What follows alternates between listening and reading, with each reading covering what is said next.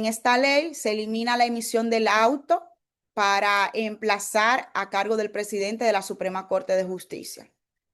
Al tenor de la antigua ley, ustedes recordarán que usted depositaba su memorial de casación y para usted poder emplazar o para poder notificar ese memorial de casación necesitaba de un auto, que ese auto era la autorización del presidente de la Suprema Corte de Justicia, donde se identificaba quién era la parte recurrente y quién era la parte recurrida. Y le autorizaba a usted a emplazar a las partes recurridas ahí identificadas.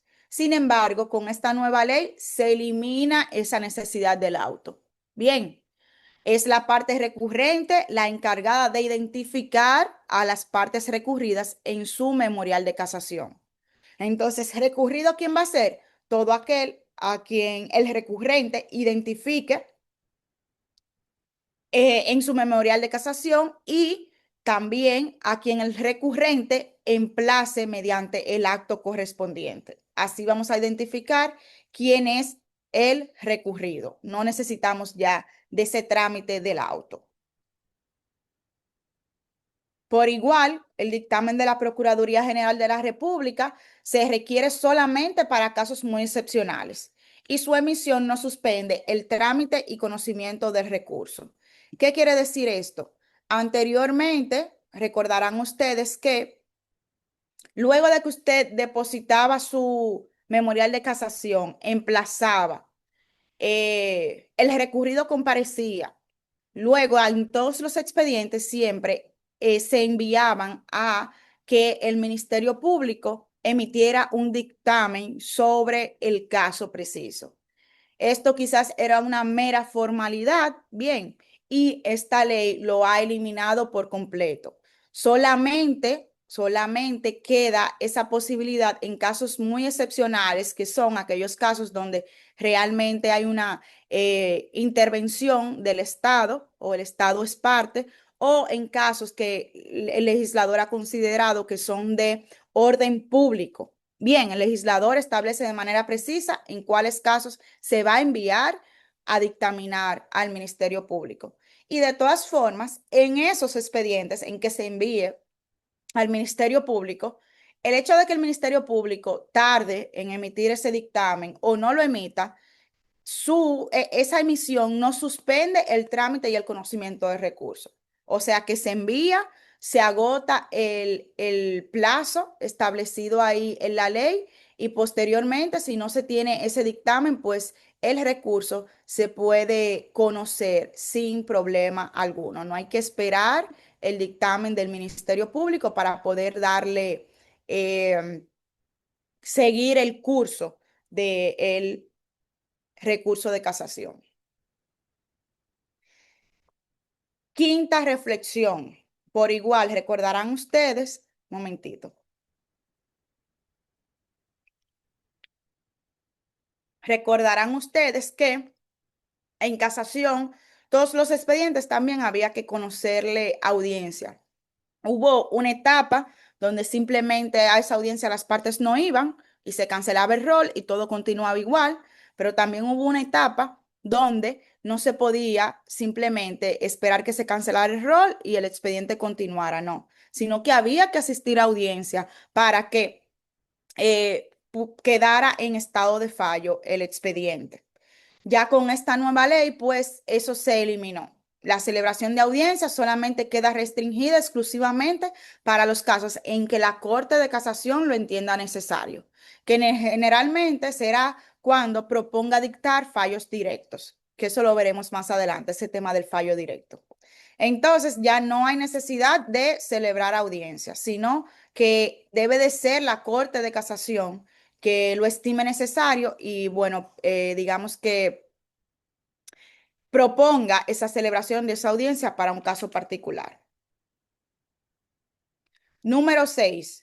Desaparece la necesidad de dictar decisiones administrativas de defecto, prevención, exclusiones, entre otras, lo cual a su vez elimina los recursos de revisión contra esas resoluciones en esta materia, lo cual otrora incrementaba la carga laboral de la Corte de Casación. y la inactividad de las partes no afecta el curso del recurso. ¿Qué tenemos aquí? Anteriormente, al tenor de la ley 3726, pues para poder pronunciarse el defecto, la aprehensión o alguna exclusión, era necesariamente un trámite administrativo donde se emitía una resolución dictaminando estas situaciones procesales. Sin embargo, ya con esta nueva ley se elimina esas decisiones administrativas, sino que simplemente hay un defecto, pues se pronuncia en la misma decisión de fondo. ¿Esto qué hace? Pues es un ahorro de tiempo total y a la vez, como aquí indica la diapositiva, pues ya se elimina esa posibilidad de que se recurra en revisión esas resoluciones. Y por igual, anteriormente, si el expediente estaba incompleto y las partes no le daban curso, pues podría incurrir en perimir el recurso. Si pasaban 3 años a partir de la fecha en que se emitió el auto y el expediente no se completaba, pues se emitía una resolución declarando la aprehensión de recurso de casación. Ya en la actualidad no ocurre así porque la inactividad de las partes no afecta el curso del proceso. Quiere decir esto que todo continúa igual, aunque el expediente no esté completo, pues el conocimiento del recurso continúa perfectamente. Si hay que pronunciarle el defecto, se le pronuncia el defecto en la misma sentencia de fondo.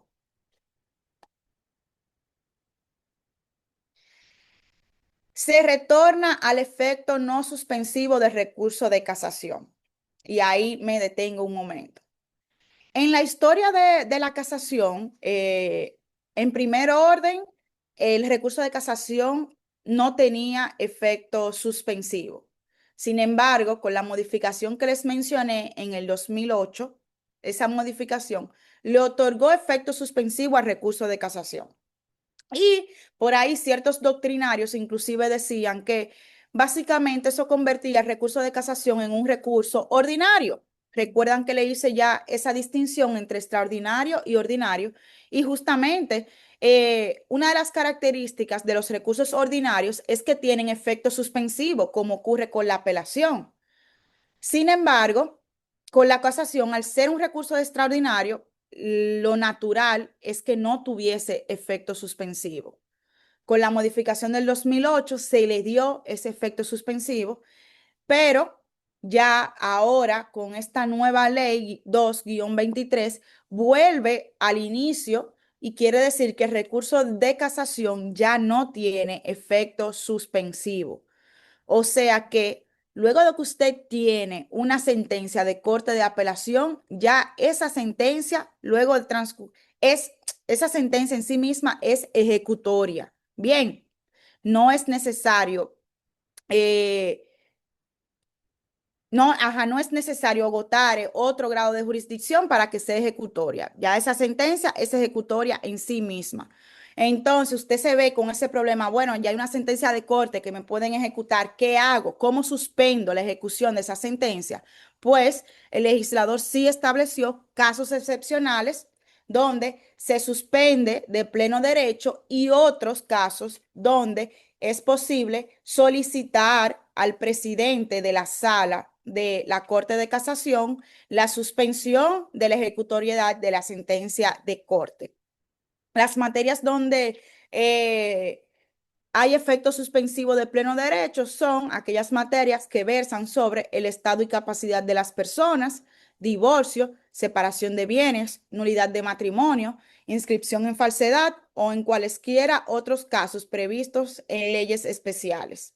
Ahora bien, para todos los otros casos que no se tratan de estos establecidos aquí, pues entonces existe la posibilidad de interponer una demanda en suspensión que, como les decía, lo decidirá el presidente de cada sala y esto permitirá mayor celeridad en este tipo de decisiones.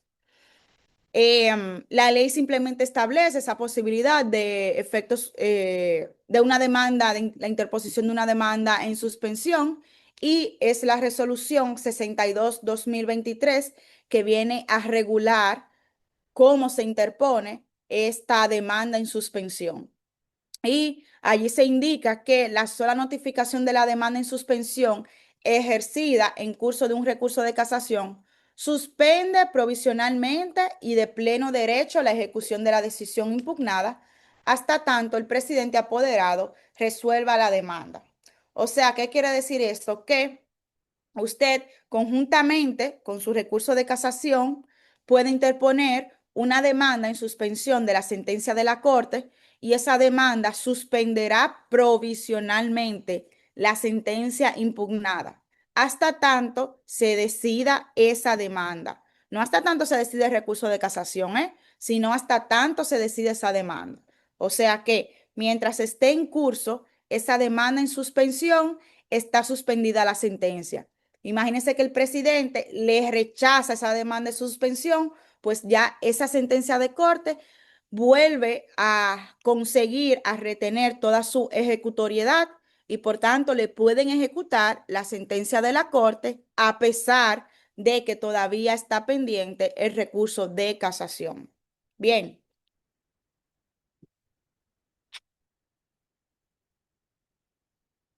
8. Al momento de redactar los memoriales, estos deben contener un domicilio procesal en el cual la ley asume que se puede notificar todos los actos que surjan en ocasión del recurso de casación, lo cual permite que el secretario general pueda realizar su función. Si el domicilio procesal no consta en los memoriales, el secretario se puede negar a recibirlo. Bien, o sea que yo sé que la cotidianidad es siempre en los memoriales, evidentemente poner su domicilio, pero miren ahora cómo esta ley le da mucho más importancia al domicilio. Tanto memorial de casación como memorial de defensa deben de contener los domicilios procesales o inclusive el secretario podría negarse a recibirle el memorial.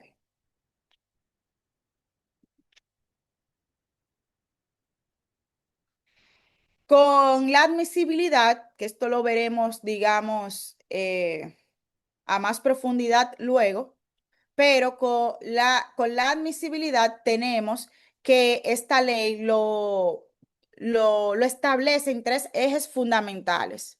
Primero, establece que son admisibles, digamos, de manera automática ciertas materias particulares, que lo veremos más adelante en el artículo 10.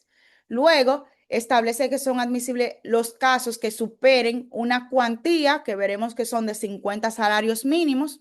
Y por último, establece que serán admisibles aquellos casos que presenten interés casacional. O sea que todo esto es novedoso en la ley. Mencionar que, la cuantía envuelta no es la primera vez que tenemos en una ley como presupuesto de admisibilidad la cuantía envuelta.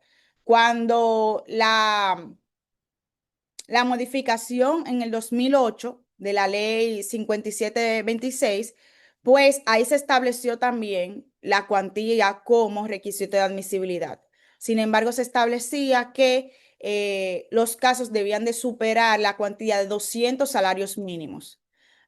Posteriormente, eso fue declarado inconstitucional por el Tribunal Constitucional en razón de que consideraba que 200 salarios mínimos era un monto excesivo. Así que esa disposición que requería 200 salarios mínimos se eliminó del ordenamiento jurídico por disposición del Tribunal Constitucional. Y ahora el legislador dijo, bueno, pues el problema era que 200 salarios mínimos era excesivo. Pues ahora estableció el mismo requisito de cuantía, pero por 50 salarios mínimos, que lo veremos más adelante. Y también novedoso, pues el interés casacional, esa figura que ha dado tanto de qué hablar, que lo veremos más adelante también. Mírenlo aquí, me adelanté un poquito, me adelanté un poquito. La cuantía reducida, como les decía, 50 salarios mínimos. La ley del 2008, la modificación 491-08, había introducido que el monto debía superar los 200 salarios mínimos. el Tribunal Constitucional declaró esa disposición no conforme con la Constitución al entenderla que era irrazonable. Entonces, con esta nueva ley se establece de nuevo ese requisito, pero no con 200 salarios mínimos, sino solamente con 50. Para determinar el monto de la cuantía. Bien, tenemos que ver varias cosas, cómo determinar ese monto de la cuantía. Primero, tener claro que no a todos los casos, no a todas las demandas le va a aplicar este presupuesto de admisibilidad de la cuantía. Bien, solamente va a aplicar en aquellos casos en que el objeto principal de la demanda sea tenga un objeto pecuniario. Quiere decir esto que va a aplicar en las demandas en cobro de pesos y en reparación de daños y perjuicios. Si su demanda se trata de una demanda en ejecución contractual, pues evidentemente a ese tipo de demanda no le va a aplicar el criterio de admisibilidad de la cuantía. O sea que cuando usted vaya a casación no tiene que demostrar que su caso supera los 50 salarios mínimos, porque no se trata de una materia que su objeto exclusivo sea un cobro de pesos, un cobro de dinero. Bien, si no, son aquellos solamente aquellas materias que tengan un objeto meramente pecuniario, como pasa con el cobro de dinero y con la reparación de daños y perjuicios. También, el monto debatido se toma en cuenta es el monto que se debatió en la instancia anterior, sea en única o última instancia. O sea, yo voy a ver de dónde proviene la sentencia impugnada y voy a verificar cuál monto se debatió. Y ahí entonces voy a tomar en cuenta ese monto debatido para ver si es admisible o no en casación. Próximo, se toma en cuenta el interés de quien recurre en casación. Quiere decir esto que para poder tomarse en cuenta el monto, yo tengo que ver que la cuantía que yo debatí como recurrente supera los 50 salarios mínimos. O sea que si en apelación no hubo de mi parte ese debate sobre la cuantía, pues mi recurso no sería admisible en casación. Y por último, tomar en cuenta que el salario mínimo se toma, siempre es, o sea, se identifica cuál es el salario mínimo al momento de la interposición del recurso. Bien, o sea que al momento de usted interponer su recurso, usted dice, ok, déjame ver, en apelación se debatió tal monto, yo debatí tal monto en apelación, pues entonces déjame ver cuál es el salario mínimo actual. Usted busca la resolución de los salarios mínimos y ve ahí entonces deriva si lo multiplica por 50 y de ahí usted deriva si su caso supera o no la cuantía de los 50 salarios mínimos. Y como les decía, el interés casacional. Esto es un presupuesto de admisibilidad, pero no es una causa de casación. ¿Cuál es la diferencia?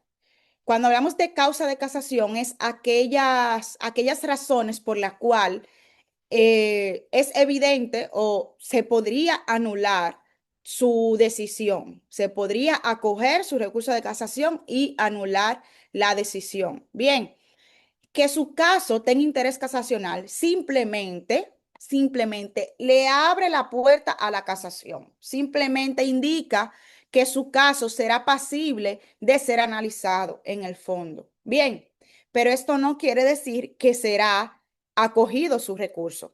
Por eso, tener claro siempre que el interés casacional es un presupuesto de admisibilidad, pero no una causa de casación. Esta figura supera el interés de las partes en el sentido de que no se ve, cuando se habla de interés casacionales, se ve el caso en la generalidad y se procura ver si el caso realmente amerita que la Corte de Casación como tribunal extraordinario se pronuncie sobre eso. Ya veremos las causas en los casos en que lo puede hacer. El legislador mencionar que optó por una modalidad de interés casacional objetivo, lo cual está ligado a parámetros muy delimitados. Esto quiere decir que se habla de interés casacional, pero se establecen de manera precisa en cuáles supuestos se considerará que hay interés casacional. Ya el legislador lo estableció. Bien, a eso se le llama un interés casacional objetivo, que es distinto a lo que ocurre en otros países. Por ejemplo, en Estados Unidos, eh, la Corte de Casación, la Corte Suprema de Estados Unidos, también tiene la posibilidad de discriminar cuáles casos entran o no para su análisis. No le llama interés casacional a esa figura, sino que tiene otro nombre, pero es una figura totalmente discrecional. Bien, es algo que son los mismos jueces sin dar razones y sin explicar bien las causas, no se ve en ninguna ley, simplemente deciden admitir o no el recurso, pero no está establecido en la ley en cuáles supuestos se va a admitir el recurso. Distinto a lo que ocurre con la ley 223, donde si el legislador nos dijo claro, mira, tú tienes que probar interés casacional en estos casos y lo explica ahí cómo es que se regula esta figura. O sea, por eso es objetivo, porque está claro en la ley. Aquí. Por favor, les decía que si pueden no modificarme nada en la pantalla para que no se raye. Bien, que después se queda ahí, no sé cómo quitarlo, como pasa ahora. Les decía también que se instaura la casación de instancia, que esta es la facultad de dictar fallo directo, lo cual evita una casación múltiple. Esta figura de la casación de instancia está sujeto a varias condiciones, que lo veremos más adelante, simplemente para que lo vayan anotando por ahí. Bien, hay una nueva figura que se llama casación de instancia, que es lo que permite que la Corte de Casación en ciertos casos diga, bueno, mira, en este caso se cumplen estas condiciones, yo voy a decidir el caso directamente yo. Yo no lo voy a mandar para atrás a la Corte de Apelación.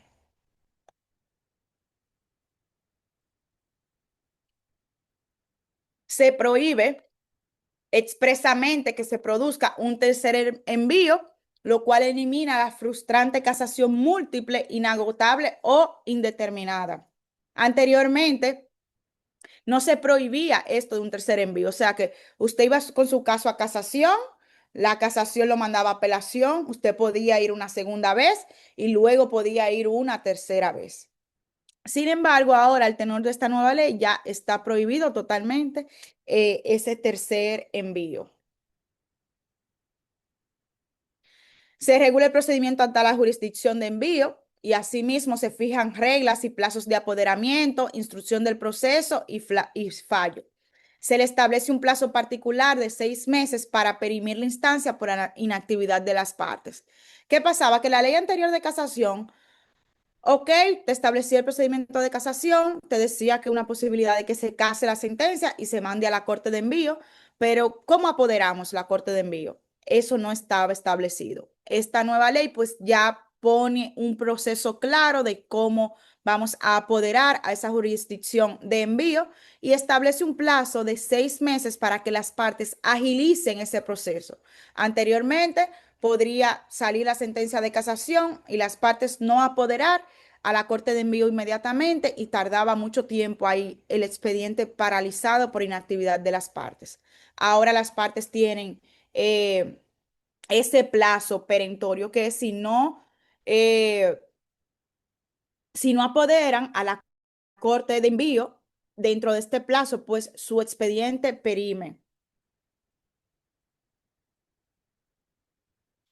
Por igual, esta ley establece plazos para decidir. Se establecen plazos para fallar de 2 meses para materias determinadas que requieren urgencia y 6 meses para los demás casos, los cuales son prorrogables un mes más en caso de fallo directo. O sea que establece plazos bastante cortos para que la Corte de Casación pueda decidir sobre el recurso que le apodera. En los requisitos de redacción de la sentencia se establece la protección de los datos de las partes y sus abogados. Es decir, que se omiten los datos personales de todos, lo cual también aligera la redacción o confesión de la sentencia.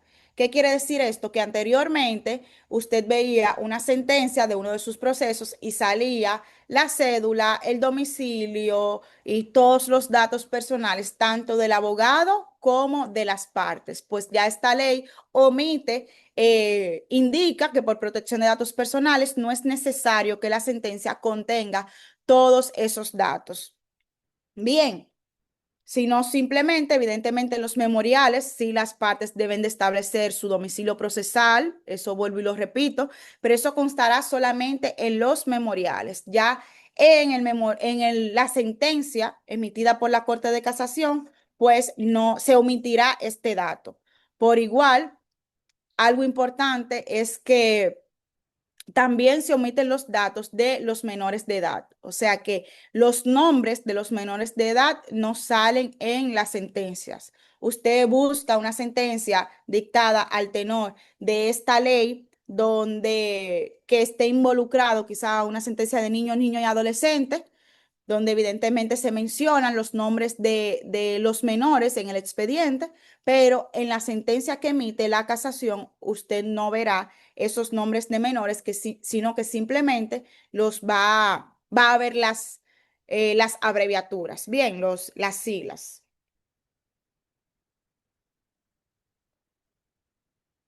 Otra novedad, pues se elimina el recurso de oposición contra los fallos de casación, pero regula contra estos el recurso de revisión por error material y el recurso de nulidad por contradicción. Bien, ¿qué quiere decir esto? Que esta nueva ley establece la posibilidad de un recurso de revisión por error material, pero no lo hace de dos formas distintas. En los casos en que el recurso de revisión no persiga un fin estricto de error puramente material, o sea, un error en los nombres, en las partes, se requiere la notificación del recurso de revisión a la contraparte. Si no está dicha notificación, el recurso será declarado inadmisible sin adentrarse en la procedencia o no del recurso, solo considerando la ausencia del trámite. Bien. Y segundo, en los casos en que exista dicha notificación, entonces la inadmisibilidad cuando proceda el incidente podría desarrollarse en base a que no encaja en los presupuestos del artículo 60.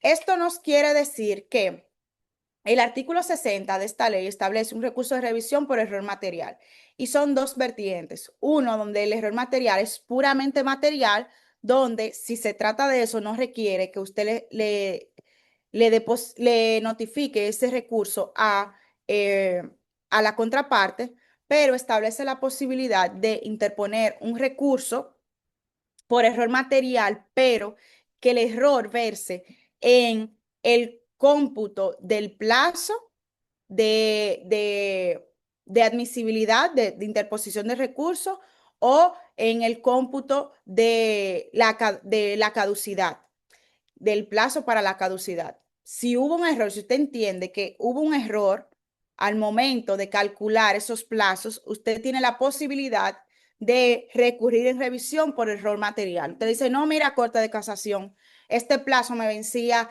el 20 y no el 19 como tú me indicaste. Entonces, esa posibilidad la tiene con el recurso de revisión por error material, teniendo en cuenta que deposita su recurso y ese recurso, si se trata con esa finalidad, debe de notificarlo a la contraparte, porque evidentemente si procede, habría un cambio de decisión, así que hay que notificarlo a la contraparte por el debido proceso. Bien. Próxima reflexión. Los incidentes en casación fueron simplificados, correspondiendo a la Corte de Casación dirimir cualquier incidencia presentada en el curso de recursos según las reglas del derecho común, pero adaptadas a las limitaciones de la técnica de casación, sin desnaturalizar el objeto del incidente ni perjudicar el derecho de defensa. Anteriormente, la casación, como les decía, usted quería solicitar un defecto, pues tenía que solicitar el defecto y se emitía una resolución decidiendo eso. En la actualidad ya no ocurre, ya no se emite esa resolución, sino que es con la decisión de fondo. Y cualquier otro incidente es la misma Corte de Casación que debe de decidirlo directamente. Importante esto, importante. La nueva ley establece la facultad de la Corte de Casación de condenar a la parte recurrente y a sus abogados al pago de una multa y una indemnización por litigación abusiva, temeraria y de mala fe. Esto lo veremos más adelante también. ¿Qué quiere decir esto? ¿Qué quiere decir esto? Me imagino que ustedes han oído por ahí muchísimas veces, una demanda en litigación temeraria. Que el abogado le ha interpuesto 10, 15 demandas con el mismo objetivo. Entonces, la contraparte lo que hace es que el demandarlo en litigante temerario. Son demandas que normalmente se conocen en el fondo, ¿verdad? Sin embargo, ahora con esta nueva ley también existe la posibilidad de condenar a la parte recurrente y a sus abogados al pago de una multa o de una indemnización cuando se entienda que el recurso ha sido interpuesto por litigación abusiva, temeraria y de mala fe. O sea, si se advierte que ese recurso ha sido interpuesto simplemente de mala fe, de manera abusiva, pues es la parte recurrente y sus abogados, tanto la parte como sus abogados, podrían ser condenados al pago de una multa y una indemnización. Recuerden que la multa es un monto preciso y la indemnización va a depender del daño causado. Bien. También se establece por primera vez el procedimiento ante salas reunidas de la Suprema Corte de Justicia en tanto órgano que eventualmente participa en la dinámica del recurso de casación. La ley anterior solo mencionaba la existencia de las salas reunidas. Bien, y por igual, la ley de organización judicial solamente mencionaba su existencia, pero no regulaba las situaciones que se producen en las salas reunidas. O sea que esta nueva ley sí establece de manera clara ese procedimiento entre salas reunidas, cómo es que se debe de llevar, que lo veremos más adelante. Y como les mencioné también anteriormente, establece el procedimiento ante las cortes de envío, cómo se debe de llevar eso. Son novedades de esta ley. También las disposiciones generales se advierte la posibilidad del uso de los medios digitales y telemáticos autorizados por la ley para que se potencie la aplicación de la ley 339 del 2022 que habilita el uso de los medios digitales en el Poder Judicial. O sea que esta ley hace, digamos, esa concatenación de la ley del 2022 de medios digitales y dice, mira, es posible el uso de medios digitales y telemáticos. Incluso en aplicación de todo eso es que actualmente las sentencias ya se firman por vía digital. Y por último, pues la aplicación en el tiempo y espacio de la ley de casación, que bueno, eso era lo que yo les mencionaba al inicio. En las disposiciones transitorias se dispone que la ley no aplica en cuanto al plazo, los presupuestos de admisibilidad y las formas de interposición de recursos. Pero en todo lo demás sí va a aplicar, sobre todo en la supresión del dictamen del Ministerio Público y la celebración de audiencia. O sea que si usted tiene, vuelvo y digo, un recurso de casación que interpuesto anterior a la ley o tiene un recurso de casación interpuesto posterior a esta ley, pero que la sentencia impugnada es anterior a la ley, pues todo lo que tiene que ver de presupuesto de admisibilidad, el plazo y las formas de interponer el recurso, no se va a aplicar la nueva ley, sino que se va a aplicar la anterior. Pero en el trámite, la supresión del dictamen del Ministerio Público, la celebración de audiencia, ahí sí se aplica la nueva ley para todo. Y con esto, entonces, en este número 20 llegamos a, digamos, a la parte final de estas reflexiones del recurso de casación. Creo que voy en tiempo. Espero que no ir bastante rápido, que ustedes puedan ir anotando sus preguntas y cuestionantes. Y ahora entonces pasaremos a los presupuestos de admisibilidad al tenor de esta nueva ley. Ya hemos visto pinceladas de esos presupuestos porque son muchos de ellos novedades, pero ahora lo vamos a ver con más detenimiento. Vamos a ver presupuesto en cuanto al tipo de sentencia recurrible en casación, en cuanto al plazo y en cuanto a la legitimación para recurrir, o sea, la calidad que se debe de tener para recurrir. Lo primero es las sentencias susceptibles de casación, o sea, contra cuáles sentencias procede este recurso, contra cuáles sentencias es admisible el recurso de casación. El artículo 10 de la ley 223 establece contra cuáles sentencias es admisible el recurso de casación.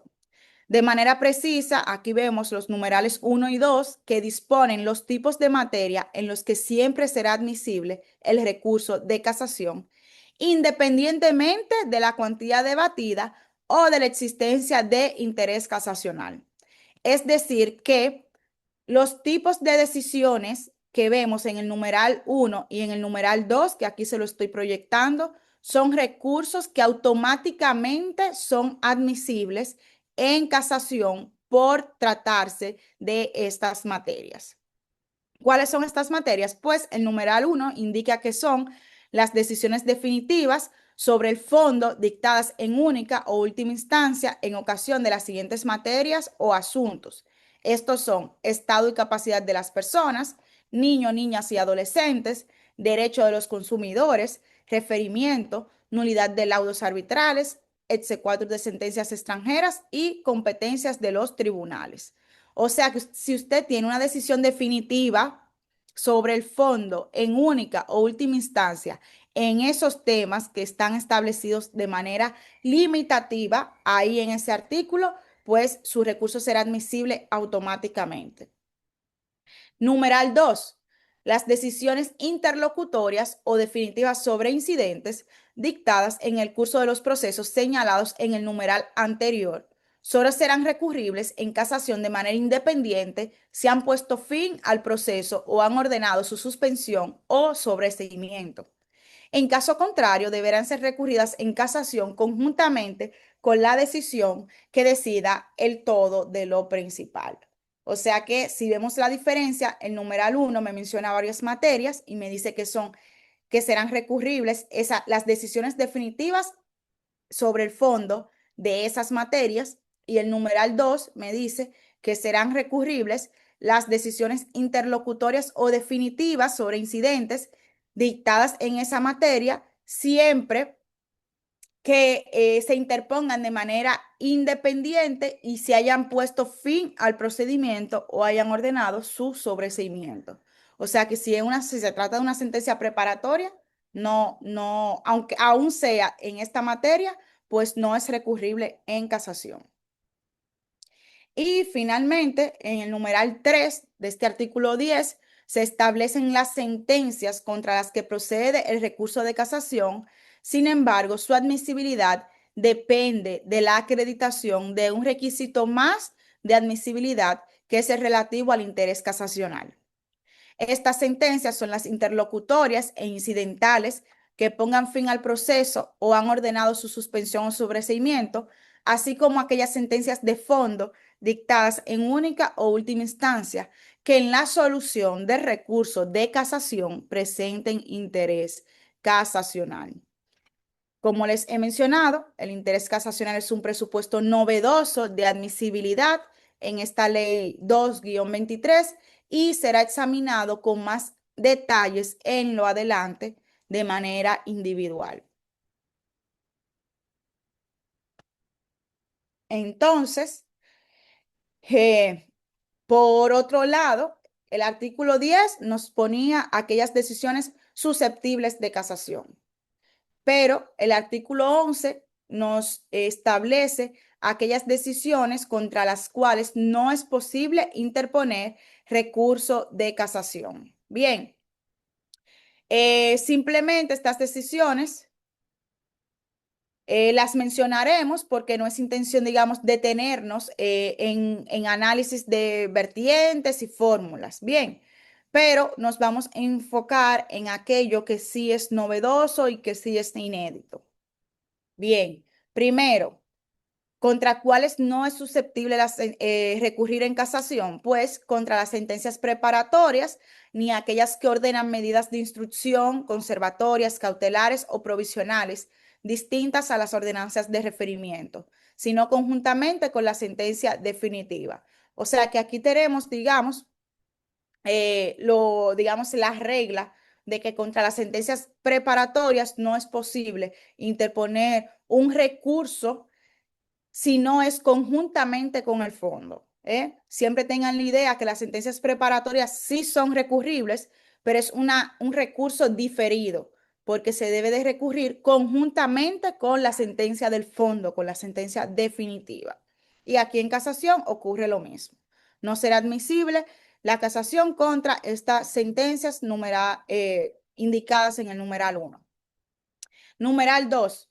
Las sentencias dictadas en el curso del procedimiento de embargo inmobiliario, sea ordinario o sea especial, sobre nulidades de forma que ataquen el procedimiento anterior o posterior al depósito del pliego de condiciones, ni las que decidieren sobre la demanda en subrogación de las persecuciones contra la parte que ejecute el embargo, siempre que no se hubiera intentado por causa de colusión o fraude, ni las que, sin decidir sobre los incidentes, hicieran constar la publicación del pliego de condiciones.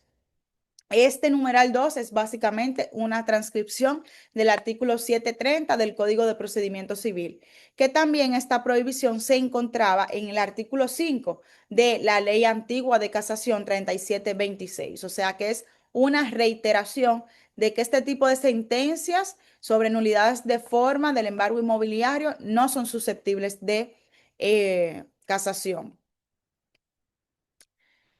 Número 3, no podrá interponerse recurso de casación contra las sentencias que resuelven demandas que tienen por objeto exclusivo obtener condenas pecuniarias, restitución o devolución de dinero cuya cuantía debatida en el juicio en única o en última instancia no supere la suma equivalente a 50 salarios mínimos del más alto para el sector privado, vigente al momento de la interposición de recurso. O sea que aquí vemos lo que les indicaba anteriormente de la novedad. Bien, en la determinación de esta cuantía solo se tomará en cuenta los montos que interesan a la parte recurrente en su demanda principal, adicional o reconvencional, según corresponda, salvo solidaridad o indivisibilidad sin computar los accesorios. En materia laboral, aplica el régimen de la cuantía dispuesta por el Código de Trabajo. Entonces, veamos esto. También dice el numeral 4 que las sentencias dictadas en materia de cobro de alquileres, cuando la suma reclamada no supere la cuantía señalada en el numeral 3, aun cuando el aspecto del cobro sea accesorio a otra pretensión. Entonces veamos esto sí a profundidad, el tema de la cuantía. Como les mencionaba anteriormente, la dinámica casacional en su discurrir histórico con más de 100 años ha arrastrado problemas que afectan su funcionamiento y que o han generado, mejor dicho, un desbordamiento de las salas de la Suprema Corte de Justicia, que solo están compuestas por cinco jueces a quienes les asignan todos los recursos en el caso de la primera sala, todos aquellos en materia civil y comercial, y en el caso de la tercera sala, todos aquellos en materia administrativa, laboral, tributaria y todas las demás. Bien. Entonces, en el 2008, el legislador, digamos, pendiente a esas estadísticas que siempre iban en ascenso, pues aprobó la ley 491-08, que ya se la mencioné anteriormente, con la que se pretendía acortar, digamos, camino y dificultar ese acceso al recurso de casación como estrategia de disuasión y a la vez de descongestión de la alta corte. Y así se crearon, digamos, filtros de depuración, como fue el recurso de la admisibilidad por la cuantía, bien, o suma casaciones, como se le llama. En ese sentido, en esta modificación del 2008, el antiguo literal C del párrafo 2 del artículo 5 de esta ley establecía que el recurso de casación no procedía contra sentencias que contengan condenaciones que no excedan la cuantía de los 200 salarios mínimos del más alto establecido del sector privado. Entonces, la norma se disfurcaba en dos vertientes, digamos. Primero, la alusión que en ella se hace sobre las condenaciones retenidas en la sentencia y del monto de la demanda inicial, y la persistencia de una seria desproporción e irracionalidad de esa suma de 200 salarios mínimos del sector privado, tomando en cuenta el ingreso per cápita imperante en nuestra república.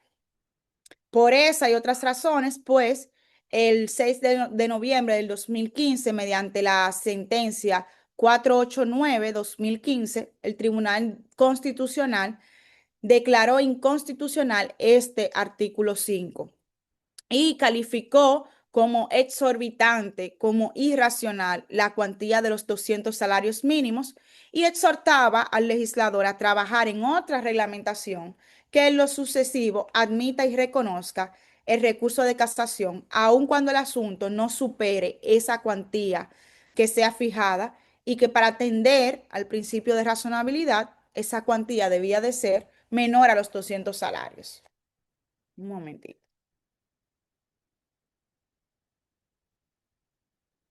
O sea que básicamente el Tribunal Constitucional en el 2015 dijo, mira, yo entiendo lo que tú quieres lograr con esto de los 200 salarios mínimos, sin embargo, me resulta exorbitante, tomando en cuenta el ingreso per cápita que impera aquí en la República Dominicana, es irrazonable. Así que lo declaró inconstitucional y extirpó ese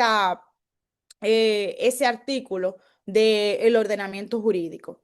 Y desde el 2015 hasta el 2023, pues no existía ningún requisito de admisibilidad por la cuantía. Bien, entonces, eh, en la actualidad, este parámetro, como les decía, ya no se establecería en sujeción al quantum de las condenaciones recogidas en la sentencia, la cual incluso pudiera ser absolutoria o desestimatoria de la demanda inicial. Sino porque con anterioridad solamente se tomaba en cuenta la cuantía de la condena, ¿eh? La suma establecida en la condena. Pero al tenor de esta nueva ley, como ustedes ven aquí, en el numeral 3 dice cuya cuantía debatida en el juicio en única o última instancia no supere la suma equivalente a los 50 salarios mínimos. O sea que lo que vamos a tomar en cuenta no es exactamente la suma establecida como condena, sino la suma que se debatió, que se discutió en la Corte de Apelación. Esa es la nueva directriz de esta ley 2-23. Bien. Así que genera una diferencia abismal. Bien, este artículo pone el indicador en la suma de 50 salarios mínimos, o sea que tomamos en cuenta que ya no es solamente, ya no es la suma de la condena, sino la suma debatida, la que se discutió en apelación. Y segundo, ya no se tratan de 200 salarios mínimos, sino solamente de 50 salarios mínimos. Bien, y en el inciso cuarto de ese mismo artículo prevé la no disponibilidad de recursos contra las sentencias dictadas en materia de cobro de alquileres cuando la suma no supere la cuantía señalada en el numeral 3, aun cuando el aspecto del cobro sea accesorio. ¿Qué es lo que nos quiere decir esta partecita aquí del numeral 4 del cobro de alquileres? Primero, fíjense que el numeral 3 dice las sentencias que resuelven demandas que tienen por objeto exclusivo obtener condenas pecuniarias. ¿Qué es lo que les mencionaba anteriormente? ¿Cuáles son las que tienen obtener exclusivamente, las que quieren obtener exclusivamente condenas pecuniarias? Las de cobro de peso, la demanda en cobro de peso y la demanda en reclamación de daños y perjuicios, la pretensión principal de ahí de usted es obtener algo pecuniario. Bien, solamente en esos casos se puede aplicar este requisito de admisibilidad. Sin embargo, el numeral 4 dice que en materia de cobro de alquileres también se va a aplicar aún el cobro sea accesorio a otra pretensión. Ustedes saben que en materia de alquileres lo usual es que usted demande la resiliación del contrato de alquiler por falta de pago y evidentemente el cobro de sus alquileres no pagados.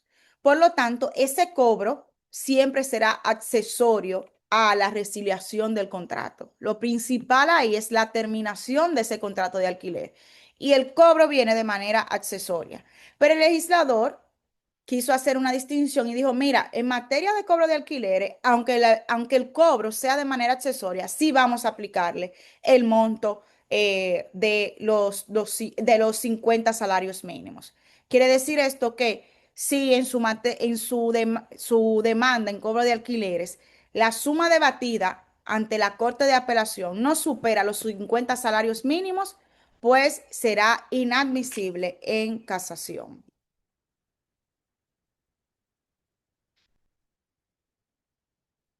Qué más comentarles? Pues aquí ya los últimos dos numerales nos hablan eh, las decisiones que se limitan a ordenar liquidaciones por daños y perjuicios por estado. Esto quiere decir que si solamente la decisión, ¿verdad?, ordenó la liquidación, ustedes saben que en una demanda de daños y perjuicios existe la posibilidad de que el juez no tenga todos los presupuestos para identificar realmente o para liquidar, para numerar ese daño, ponerle un número a ese daño. Quizás ve que existe un daño, tiene la prueba de eso, pero no tiene la oferta probatoria suficiente para determinar a cuánto asciende el daño. Entonces el juez acoge la demanda y lo que hace es que se limita a ordenar la liquidación de esos daños y perjuicios por estado. Esto quiere decir que esa decisión, que solamente se limitó a ordenar eso, pues no será susceptible de casación. Bien, y sino que será susceptible de casación cuando ya esos daños hayan sido liquidados. Por tanto, se cierra la brecha de la casación para esas decisiones que se limiten a ordenar la liquidación por daños materiales en litigios de responsabilidad civil. Bien. Una fórmula interesante porque con esta nueva disposición se pone fin a la vieja disputa sobre la conveniencia o no de habilitar un recurso inmediato en estos casos, como parece imponerse en la actualidad. Bien, o obligar, por el contrario, a esperar, como plantea el proyecto, a que los jueces de la alzada en la instancia accesoria habilitada como, con este objetivo puntual se hayan pronunciado sobre la liquidación y forzar así la interposición de un único recurso. Bien, así que hay que esperar. Digamos que esto es un recurso diferido. Habría que esperar que ya el Tribunal de Alzada liquide esos daños para poder recurrirlo en casación. Y finalmente tenemos entonces las decisiones sobre liquidación de estado de costas y honorarios. Básicamente se trata de la reiteración de una prohibición ya desde hace mucho que contenemos, eh, derivada de la ley 302 del 64, que cierra la posibilidad de atacar por cualquier vía ordinaria o extraordinaria las decisiones rendidas en materia de impugnación del acto gracioso de aprobación total o parcial de los estados de costas y honorarios de los abogados. Entonces ya estamos terminando, ya estamos terminando. En cuanto al plazo para recurrir, les mencionaba anteriormente con la 3726 teníamos 30 días francos.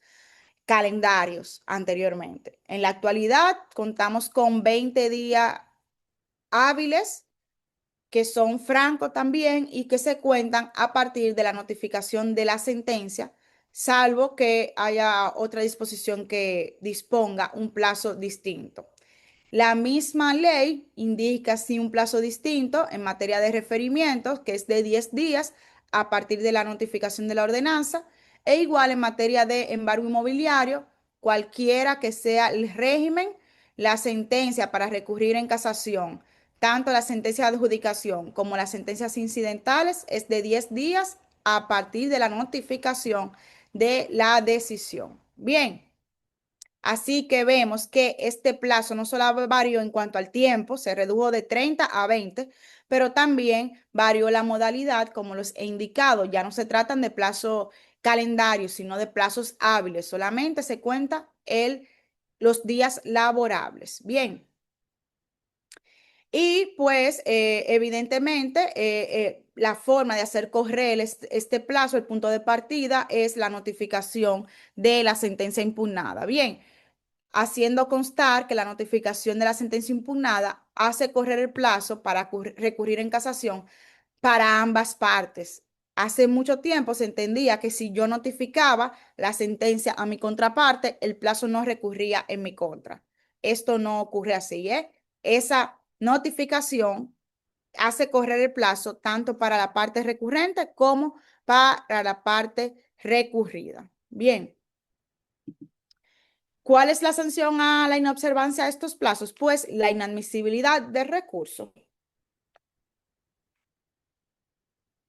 Y aquí tenemos ya finalmente sobre la legitimación para recurrir en casación, o sea, ¿quiénes pueden interponer este recurso de casación? El artículo 15 nos dicen que las partes interesadas para interponer este tipo de recursos son las partes interesadas que hubieran participado a cualquier título en el juicio del que resulta de la sentencia recurrida. O sea que si usted tiene interés y participó en la sentencia de la corte, en el juicio de la sentencia recurrida, siempre menciono la sentencia de la corte, pero cuando se trata de una sentencia en única instancia, puede ser una sentencia de primer grado, ¿eh? Siempre tenerlo en cuenta eso. Entonces, si usted es interesado y participó en el juicio de fondo, pues puede recurrir en casación. El Ministerio Público ante el tribunal que dictó la sentencia en los asuntos en los cuales intervenga como parte principal o como parte adjunta.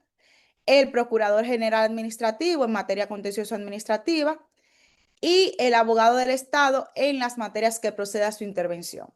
De manera general, este artículo, la única novedad que nos trae es el abogado del Estado, o sea que ya anteriormente los numerales 1, 2 y 3 permanecían igual, que podían interponer recurso de casación, pero ahora se agrega la misma legitimación para el abogado del Estado. Y claro, ustedes saben que como parte recurrente, pues debe de ser legalmente capaz para actuar en justicia, debe tener calidad para recurrir, o sea, la calidad, ¿cuál es? La de parte interesada y evidentemente tener ese interés de hacer anular la decisión que se impugna, porque de nada vale que usted haya tenido su calidad porque participó en la sentencia de la corte, pero realmente usted se benefició de la sentencia de la corte, entonces no tiene ningún interés para hacer anular la decisión en casación.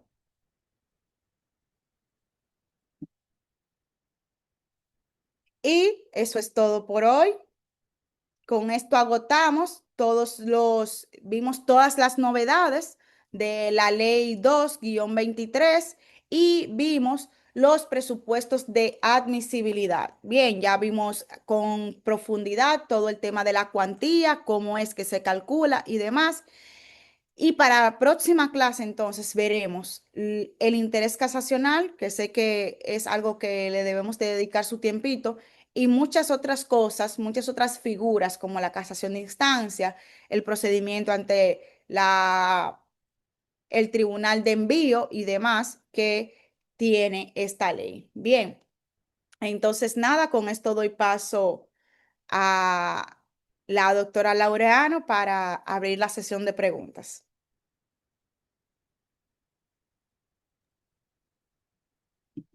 Bueno, yo quiero que le demos un aplauso a nuestra querida doctora. Realmente en esta noche nos ha sacudido a todos.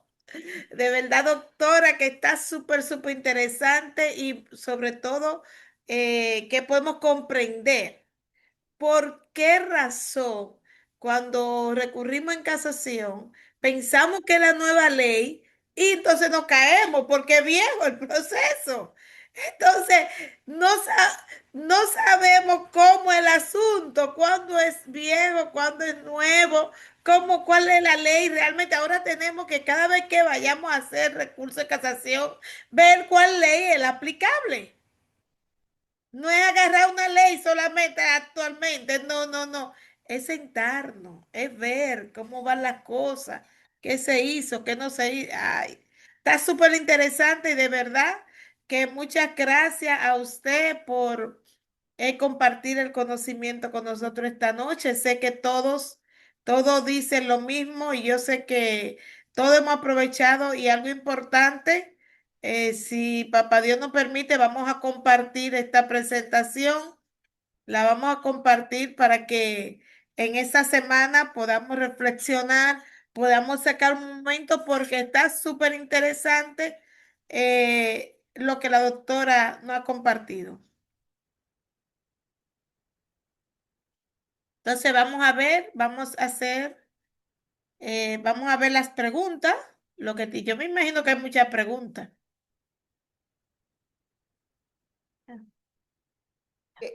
Veo ahí sí ciertas manos levantadas. No sé si usted se encarga Entonces, de llamar uno a uno sí, y sí. veo algunas preguntas en el chat. Ya puede, vamos a pedir a Santa Fulcar. Buenas noches. Primero felicitar a la doctora por la excelente exponencia. De verdad que en un principio, como usted había dicho anteriormente, interpretar esta ley, la 223, trae un poquito de confusión, pero cuando realmente tú te sientas y la analizas, tú comprendes exactamente lo que la ley quiere decir.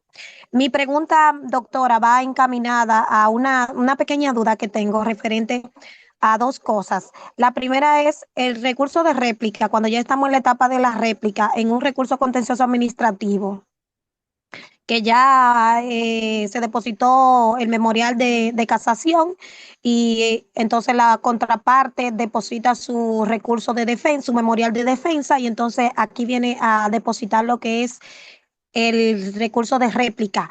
Este recurso, una vez que tú lo depositas en la Suprema Corte, debes de notificarlo a la parte porque la ley no lo dice. Hago la pregunta es porque en la ley no he visto, sí dice que lo anterior, el recurso de casación y el memorial de defensa y el memorial de la casación, usted tiene que notificarlo, pero no veo la parte donde dice que el de la réplica también usted tiene que notificarlo. Y la otra inquietud que tengo, esa es la primera, la otra inquietud es en base después que tú depositas el memorial de casación, que debe ser en un principio de manera personal, allá, haciéndolo de manera directa allá en la Suprema Corte, pero ya después de ahí, como por ejemplo, depositar el recurso de réplica, se puede hacer por la vía digital, sin la necesidad de tener que apersonarse, porque ya el memorial está en la plataforma y tengo esa inquietud, por favor, si usted tiene una aclaración sobre eso. Ok, ok, bien, Santa, gracias por su pregunta. Lo primero es que, como usted bien indica, la ley solamente exige la notificación del memorial de casación y el memorial de defensa. Ya para esos escritos de réplica, como usted le llama, la ley no establece la necesidad o la exigencia de notificarlo a la contraparte. Recuerden que, digamos, uno de los objetivos de esta ley es acortar mucho los plazos. Bien. Entonces, vamos a buscar de manera precisa el artículo 22 de la ley 223, dice escritos justificativos. A partir de la fecha del acto de notificación del memorial de defensa, las partes tendrán un plazo común de 5 días hábiles para ampliar los fundamentos de sus respectivos memoriales, de cuyos escritos tomarán conocimiento directamente en la Secretaría de la Corte de Casación. Bien, esto nos quiere decir que no es necesario notificarlo, sino que ya usted sabe, está todo depositado, pero hay un plazo adicional de 5 días donde cualquiera de las partes tiene la posibilidad de depositar ese escrito y por tanto, yo digamos soy recurrida y quiero saber si el recurrente depositó algo más, simplemente tengo que esperar esos 5 días y verificar si la otra parte ha depositado algo o no en el expediente. La otra vertiente de su pregunta era si es posible depositarlo vía digital. Así. Correcto. Sí, ajá, es ciertamente. Ahora digamos, no tanto por la ley, no como una consecuencia de la ley, sino por la modernización del mismo Poder Judicial. Ustedes saben que tenemos la posibilidad de depositar muchas cosas vía digital. O sea que usted se dará cuenta que mientras usted va subiendo su memorial de casación, su memorial de defensa, las notificaciones van a ir apareciendo en el portal digital y es posible totalmente depositar eso. Se le genera un acuse de La recibo también carátula. digital, que también es totalmente válido. Ujú. Muchísimas gracias. Muy buena aclaración. Bueno, seguimos Ya la entonces con el doctor Luis Mejía.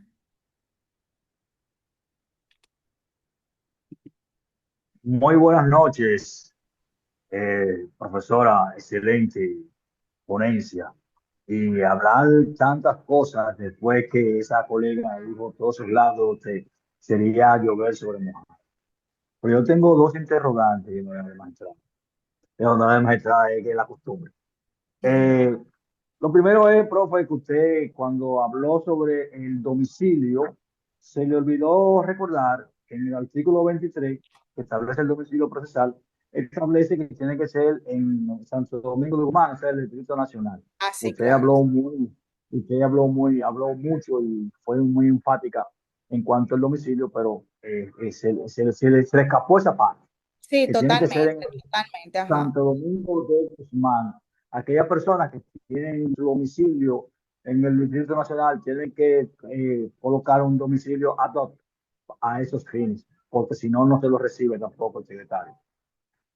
Por otro lado, profe, yo tengo la inquietud en cuanto al artículo 15, párrafo, que dice, no podrá interponer recursos quien no haya apelado la sentencia en primer grado, ni se haya adherido a la aplicación de dicha respuesta, cuando el fallo de segundo grado haya sido totalmente confirmado en aquella. Por ejemplo, yo tuve un caso de que yo perdí en primer grado y luego apelé y ganamos nosotros en segundo grado. Sin embargo, ya que el que no apeló, que ganó, que ya ha ganado en primer grado, o sea, mi contraparte, entonces ellos interpusieron el recurso de casación, estamos esperando el fallo. Y uno de los incidentes que yo le planteé al tribunal era que no tenía la calidad para apelar porque él no apeló en segundo grado. Entonces me gustaría escuchar su respuesta sobre ese particular. Gracias. Muchas gracias, Luis, por las acotaciones muy válidas. Entonces, en cuanto a su pregunta, lo importante aquí es el interés y digamos que este párrafo es una consecuencia, una deducción de derivar si la parte recurrente tiene interés o no en recurrir en casación. ¿Y qué es lo que nos plantea este párrafo? Básicamente, una demanda, digamos, en cobro de pesos eh, yo la interpuse en contra de usted, Luis Mejía. A usted lo condenaron a 50.000 pesos. Yo recurrí en apelación porque mi interés no era 50.000 pesos, mi interés eran 200.000. Y aunque sí gané, pero no me acogieron mi demanda en mi totalidad porque no me dieron la cuantía que yo requería. Así que yo apelé. Bien, pero usted no apeló. Usted se quedó tranquilito ahí, se defendió de su apelación y no pasó nada. ¿Qué hizo la corte? La corte confirmó el fallo por X razón. Dice, no, son los 50.000 pesos lo que van. Yo puedo recurrir en casación porque yo tengo todavía interés de que me suban el monto a 200, que la Corte de Casación no lo va a hacer, evidentemente, no me va a subir el monto a 200, pero va a valorar si hubo una mala interpretación de la ley. Sin embargo, usted no apeló, le confirmaron esa decisión. ¿Qué quiere decir? Que usted estuvo conforme. Usted está condenado en primer grado, pero usted no apeló ante la corte, así que usted estuvo conforme con esa